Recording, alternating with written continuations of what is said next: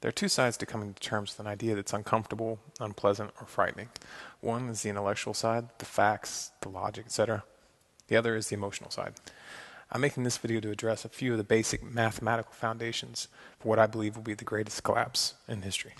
This video is a precursor and in fact a prerequisite for my next video, which will be attempting to get the message across on a more emotional level. Alright, so let's start with the basics. Fact number one. The U.S. imports about 66% of its oil. And this is common knowledge. Fact number two, 70% of that oil is used for transportation. Also common knowledge. Fact number three, the U.S. dollar is not backed by anything physical. It's backed by debt originating from the issuance of bonds.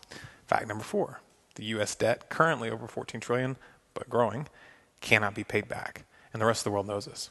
Fact number five, oil is currently only sold on the global market in U.S. dollars, and this is due to a set of agreements between the U.S. and OPEC. However, this doesn't just affect OPEC. When Canada buys oil, they buy it in dollars. When France buys oil, they buy it in dollars. This particular situation is often referred to as the petrodollar status. Fact number six, the necessity to have dollars in order to purchase oil in the global market creates the demand for the dollar. And for anybody who would like to dispute this, please refer to fact number three. Fact number seven, the value of the dollar is directly tied to the demand for the dollar. Supply and demand, basic economics. The obvious conclusion is the petrodollar status, which holds up the value of the dollar. Fact number eight, China and Russia just recently agreed to stop using the dollar in all their bilateral trade. This includes oil. Now, when Saddam Hussein did the same thing, we invaded Iraq. But we can't invade China or Russia. Now, all the facts that I've outlined here are simple, publicly accessible, verifiable. I'm not going to hold everybody's hand and take them out there to do their research. If you want to contest one of these specific ideas, you actually need to do the research yourself.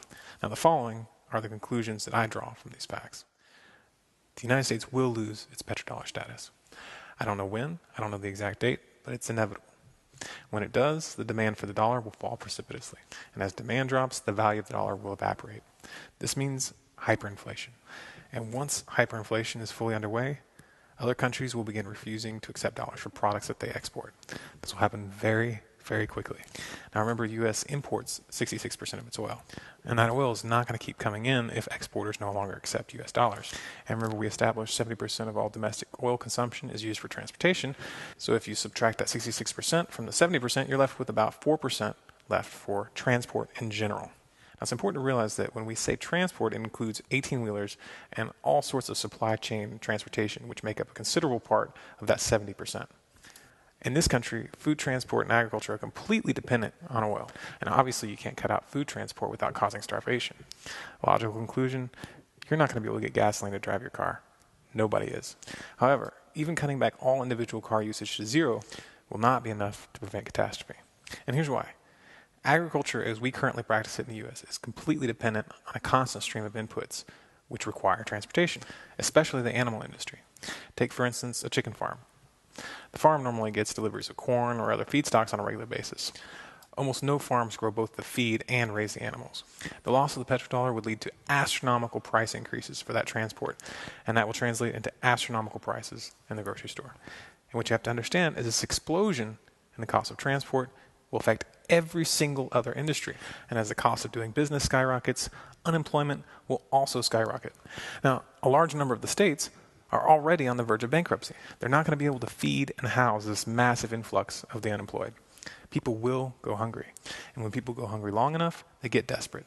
And they become very dangerous. Now, I'm not telling you this to scare you. But if you really understand it, it probably will. When I first came to terms with this, it was earth-shattering for me. And it's no exaggeration to say that I hardly slept for weeks.